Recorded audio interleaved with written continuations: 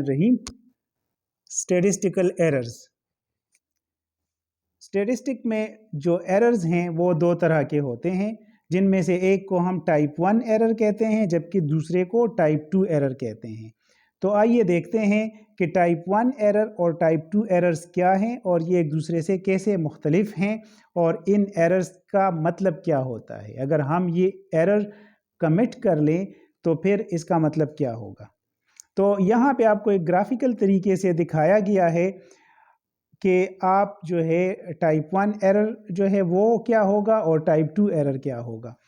यहाँ पे आप अगर देखें तो आपके पास राइट पे जो है यहाँ पे लिखा हुआ है ये नल हाइपोथेसिस, ठीक है ना।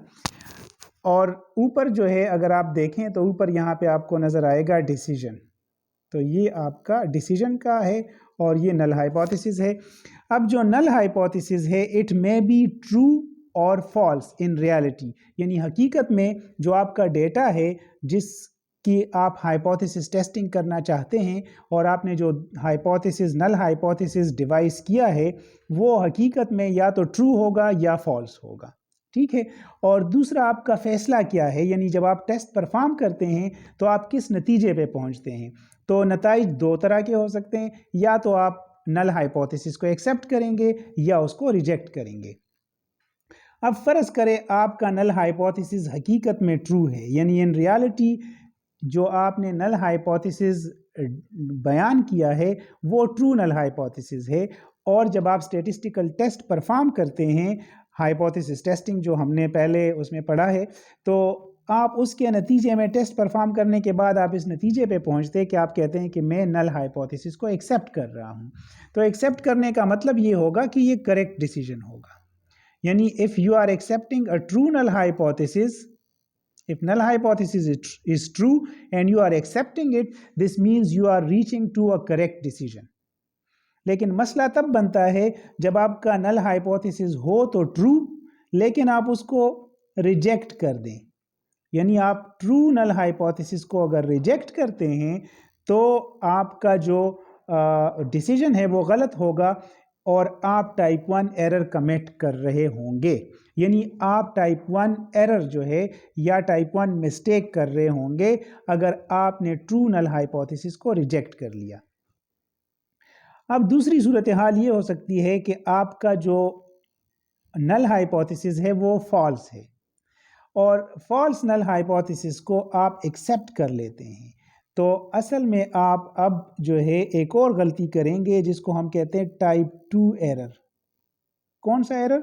टाइप 2 एरर, यानी आप फॉल्स नल हाइपोथेसिस या गलत नल हाइपोथेसिस को एक्सेप्ट कर लेते हैं, तो इसको हम कहते हैं टाइप 2 एरर, ठीक है। और अगर आपका फॉल्स नल हाइपोथेसिस है और आपने उसे रिजेक्ट कर दिया तो you will be reaching a correct decision, आपका फैसला सही होगा। सो टाइप 1 एरर जो है ये है actually the incorrect rejection of a true null hypothesis, यानी अगर आप सही नल हाइपोथेसिस को गलती से रिजेक्ट करते हैं तो इसको कहते हैं टाइप 1 एरर, जबकि अगर आप जो है वो गलत नल हाइपोथेसिस को एक्सेप्ट कर लेते हैं तो ये टाइप 2 एरर है। यानी टाइप 2 एरर का मतलब ये है कि आप जो है गलत या फॉल्स नल हाइपोथेसिस को रिजेक्ट ना कर पाए और उसे एक्सेप्ट करें, तो ये टाइप 2 एरर है, ठीक है। तो इसको मज़ीद थोड़ा सा देखते हैं।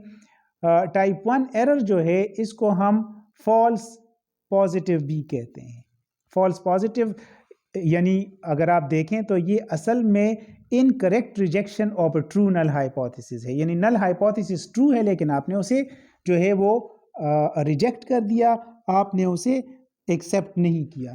तो इसका जो है अगर हम ये गलती कर बैठते हैं तो इसका नतीजा क्या निकलेगा, what will be the consequences of this making this mistake. तो इसके कंसीक्वेंसेस क्या होंगे, अगर आप ये गलती करते हैं तो इसके कंसीक्वेंसेस क्या होंगे।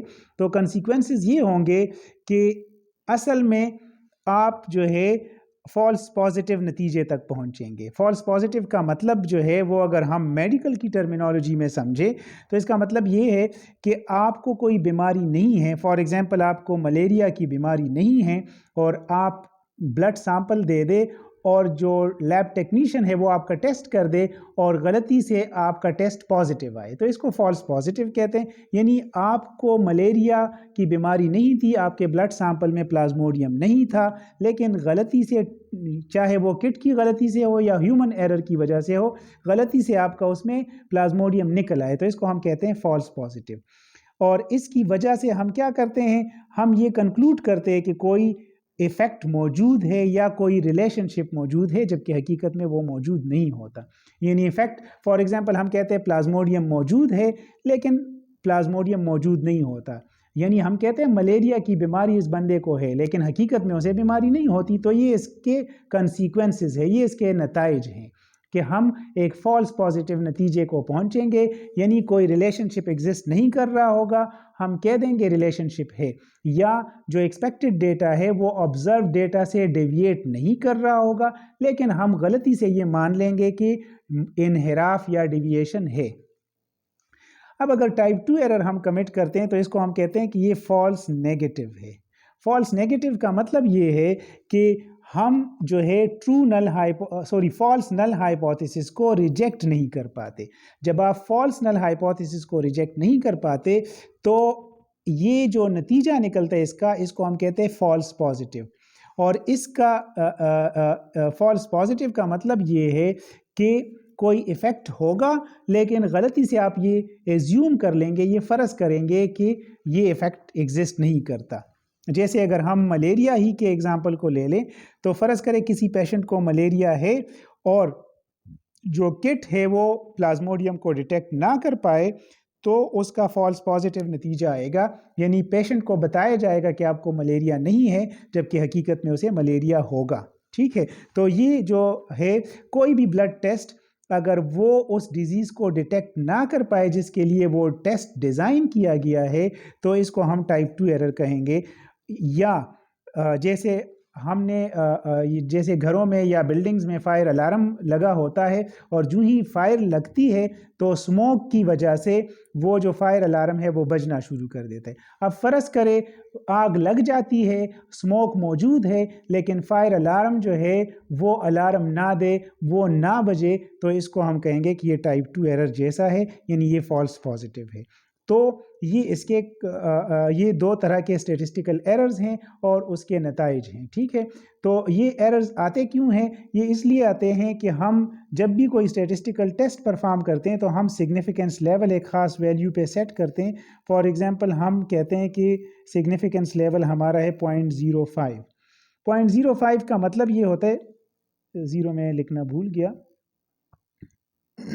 Excuse me.